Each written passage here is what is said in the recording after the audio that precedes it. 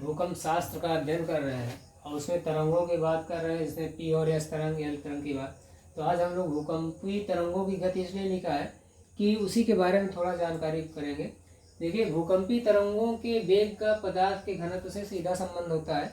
इसका अर्थ यह हुआ कि जो ये तरंगे हैं इनका वेग पदार्थ घनत्व से मतलब क्या है, पदार्थ का घनत्व जितना अधिक होगा उसमें इनका वेग भी अधिक होगा। ठीक है, तो जैसे भूकंपीय तरंगों की गति का पदार्थ के घनत्व से सीधा संबंध होता है। ये बात सतह से अंदर की परतों में जाने पर, ये ध्यान रखना है, पर भूकंपीय तरंगों की गति में होने वाली वृद्धि के कारण यह प्रमाणित हुआ यह होता है कि पृथ्वी की आंतरिक परतों का घनत्व ऊपर की परतों से अधिक है।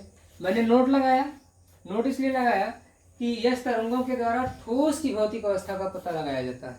ठीक है, अब यहाँ देखिए मैंने ये बनाया है, ये पृथ्वी है, पृथ्वी मान के चलते हैं, और ये पी और एस तरंगे जो है नीचे की परतों में जा रही है क्रस्ट से कोर की ओर। तो ये छाया क्षेत्र मैंने बनाया है। छाया क्षेत्र का मतलब क्या होता है?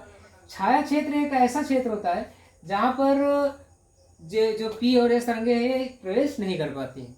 ठीक है, तो यहाँ पे क्या है, फिर यहाँ पे इनका मार्ग क्या होता है, वक्राकार हो जाता है। वक्राकार होने के बाद ये उपरांत निकलती है, लेकिन यहीं तक ये प्राइमरी और सेकेंडरी वेव जो है इनका यस तरंग जो होता है केवल ठोस में चल पाती है, लेकिन पी जो है यानी प्राइमरी जो वेव है वो ठोस, तरल, गैस तीनों अवस्थाओं में प्रवेश कर जाती है। इसलिए इस तरंग यहीं से रुक जाती है छाया क्षेत्र के बाद, या ठोस अवस्था में फिर इसका तरल आता है, उसके बाद प्राइमरी वेव जो है आगे बढ़ती है, यानी तरल में जब इसको मिलता है आउटर कोर में तो इसकी गति और तीव्र हो जाती है। ठीक है, ये पी तरंग है। और छाया क्षेत्र का मतलब मैंने बताया आपको, कल फिर से बताएंगे और आगे इसके बढ़ेंगे।